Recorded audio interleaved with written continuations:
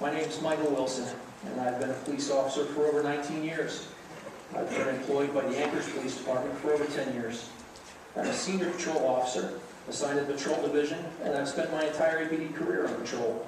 I enjoy what I do, and that is responding to calls and the day-to-day needs of the citizens of this city. I began my law enforcement career as a U.S. Army military policeman, and upon an honorable discharge from the military, and just prior to APD, I was employed for 6 years at a sheriff's department on the East Coast. It was a fine agency with men and women who embrace the same principles that I do, a commitment to providing police services to the community in a professional manner. While there, I served as a patrol officer, a field training officer, a detective, and a member of the SWAT team. But that agency was an at-will employer. It did not provide employment protection to its employees that was commensurate with the commitment and sacrifice the officers made and were willing to make for that community.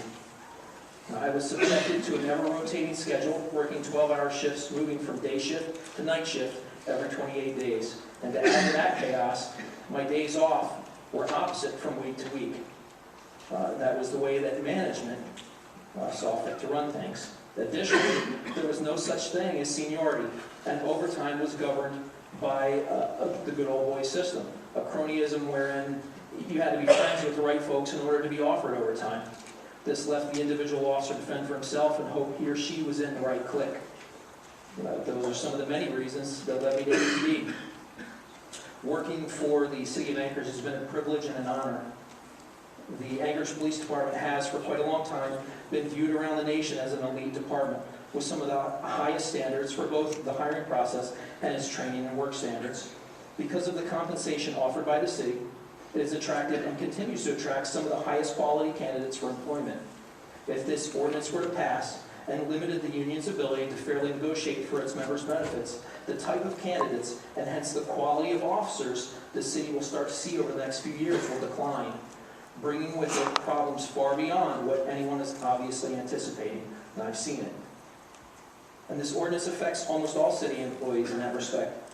I'm a homeowner and a taxpayer and a voter, and as such, I urge you to consider that managed competition will, in a simplified view, be farming out services to the lowest bidder. As a citizen, I don't believe that necessarily is the best thing to do. Why would you consider entering into a contract with a private company to provide city services when you'd be leaving a lot of the quality control and other decisions to that company's management?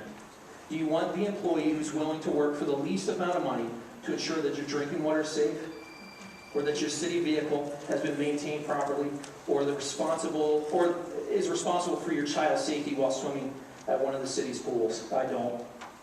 In conclusion, it can't be overstated. Collective bargaining in good faith brings about fair work rules and committed employees, and binding arbitration is a way to settle disputes. Now, having said that, it seems that there is a vast and varying opinions on what some of the nebulous language in this ordinance means. If this ordinance passes, and as we as employees see the worst case scenario, as it's been explained to us, I wish to tell you that I intend to take my education and experience and find a department that's willing to compensate its officers for the commitments they make. But I have no delusions of grandeur. I know that I am just one cog in this great big machine.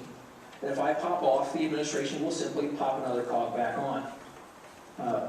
But what I'm hoping you will do, and what you must consider, is how well that cog was made, how well it will work in the machine, how long it will last, and what are the chances it will cause the machine to break down. Thank you. Thank you, Mr. Attorney.